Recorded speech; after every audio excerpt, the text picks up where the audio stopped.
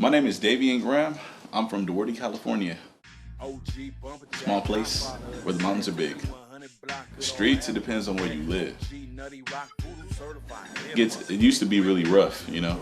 There was a lot of gang warfare and drug warfare in that area, and if you lived in that area, sometimes you got caught in that warpath.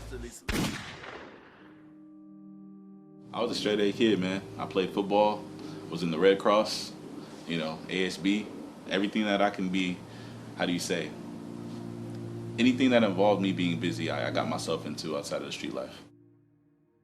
You know, school was great up until high school. You know, we never had any issues with anybody until high school. That's when everybody started going into gangs. You know, different friends, different associates. They began developing that attitude and adapting to that street life. Man, I had a lot of plans. You know, I always loved radio, TV, film. Always loved, you know, cinematography, different things like that in that aspect. And I just want to always kind of give back. So those plans kind of propelled more than anything. January 12th, 2008. It was a Saturday morning, you know, beautiful, started my day right, you know, got my Frosted Flakes and, you know, headed on my way, grabbed my bike and went to the church. I worked at a church by the name of Calvary Grace Baptist Church. It was on a street in Monrovia, unincorporated Monrovia, by the name of, you know, Calvary Grace Church. And it was on Peck Road. And I would go there every weekend, every Saturday, and I'd clean the church up for Sunday, and I'd get paid for it. So it was a normal day, got in there, knocked it out, did my hours, got my time in. And I remember heading out. I headed back home, did a couple chores around the house. Then I wanted to go back towards the church because there's a local dairy liquor store there where we all get our snacks. And, you know, as I was headed back, I saw a burgundy colored, you know, sedan, you know, and I didn't really pay attention to who was in it, but I noticed they were looking. And my neighborhood's small, so 9 times out of 10 people get lost. They're going to ask you, where am I going, or where's the nearest street to the freeway, or where's the nearest intersection? And I didn't pay any attention. And I kept seeing the car, you know, every time I hit a different corner, and I still didn't pay attention because I'm not in a gang. I don't think like that. You know, I'm a 16-year-old boy just riding his bike. I get to the church, I see the car again, go to the dairy, grab, I think, a bag of chips and a drink. I'm headed back home, and I kind of hear the tires and the gravel kind of, you know, picking up.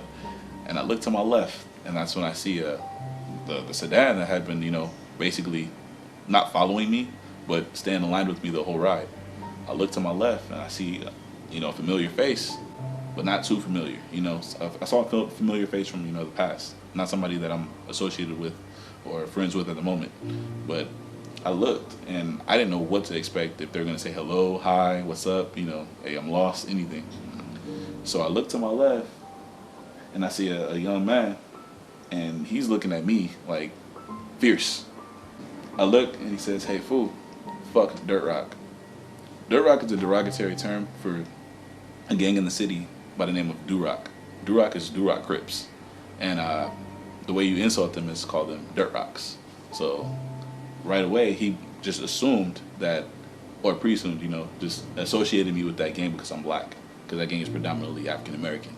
So he said, you know, hey, fool, fuck Dirt Rock. Pointed a gun right at my face, and then started to fire. I got hit multiple times. My upper torso, my back, my butt, you know, multiple rounds. I lost my left kidney, I lost my spleen, it's in my stomach, my heart, my lung. You know, it's just all at once. You know, when it happened, I'm just kind of in shock. You know, there's nothing else you can really do. Somebody just pulls up on you and shoots you out of nowhere. You know, it's kind of creepy. So I remember I was on my bike, so the whole time I'm getting shot, I'm kind of trying to jump off my bike. When I finally get enough leverage to get off the bike, when I finally get the opportunity to jump off, that's when I got hit in the back. And, you know, I hit the floor, and I automatically knew, like, okay, I'm paralyzed, because I couldn't feel my legs at all. You know, and it's a scary feeling. 911? Yeah, I'd like to report a drive-by shooting at the Calvary Baptist Church. Okay, I'm getting an emergency call. 1 moment, hang on. Yes, hello? Did he say He said I just got shot. He just left home. Okay, we're getting calls over on Peck Road near Cavalry. Okay, we'll be sending the sheriffs and paramedics over there. Okay. They all came out and they saw me, and they kind of all surrounded me and kind of like, you know, looked at me, and I'm freaking out because I just got shot, and I'm thinking that they're gonna come back and start shooting at everybody, you know, because they don't want to obviously get caught. So I lay there, and you know, everything is just kind of going by super slow, but fast at the same time. Like, I know that the minutes were going like this, but in my mind, it was like an hour. You know, I had already been on the floor for an hour after 5 minutes, because that's a long process. And the kids are crying, you know, they're trying to help me out, you know, and it probably helped save my life being around that much energy at once, because, you know, I kept feeling as if I was falling asleep, and I felt like if I would have fell asleep, I would have never woken back up. I guess the forgiveness came instantly.